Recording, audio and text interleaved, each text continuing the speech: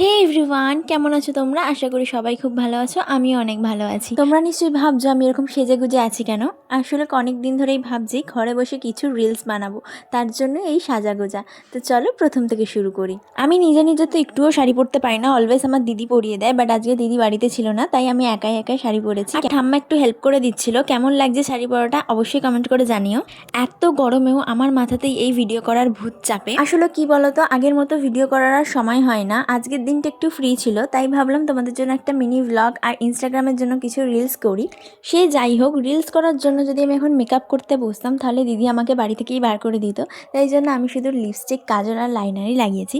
শাড়ি তো পরে নিয়েছি, কিন্তু শাড়ির সাথে কি কানের পরবো সেটা নিয়ে আমি ভীষণভাবে কনফিউজ ছিলাম। শেষে আমি এই কানেরটাই চুজ করি। সাজাগোজার দিক দিয়ে আমি একদমই কাঁচা, মানে কোনটার সাথে কি পরতে হবে, কোনটা ভালো লাগবে সেটা আমি একদমই বুঝতে পারি না। সবসময় আমাকে আমার দিদি রেডি করে দেয়। আজ যেহেতু দিদি ছিল না বাড়িতে, আমি নিজে নিজে রেডি হয়েছি যতটা পেরেছি। কেমন লাগছে অবশ্যই কমেন্ট করে জানিও। তারপর চলে গিয়েছিলাম রোদ্দুরের মধ্যে পিসিমণিদের সাথে রিলস করতে। রিলস করার পর আমার অবস্থাটা ঠিক এরকম হয়েছিল, পুরো ঘেমে স্নান করে গিয়েছিলাম। আর এই হচ্ছে আমার পার্সোনাল ফটোগ্রাফার, মাই একলতা ব্রাদার। ওকে যখন বলি তখনই আমাকে ফটো তুলে দেয়। Princess treatment guys. সে যাই হোক, ছাদ থেকে সোজা চলে এসেছিলাম আমার বাড়ির বিছানায় বসে কিছু ভিডিও শুট করার জন্য। আর আমার সাথে এসেছিল ও, কারণ কান টানলে মাথা তো আসবেই। দিস ইজ কল ভালোবাসাও। শ্যুট কমপ্লিট হওয়ার পর ও চলে যাচ্ছিল ওর বাড়িতে। এবার বলি আমার রিলসগুলো তোমরা কোথায় দেখবে। আমি আমার ইনস্টাগ্রাম আইডিটা ওপরে দিয়ে দিলাম, সবাই চেক করে নিও। আজ এই অবধি, দেখা হচ্ছে নেক্সট কোনো ব্লগে। টাটা।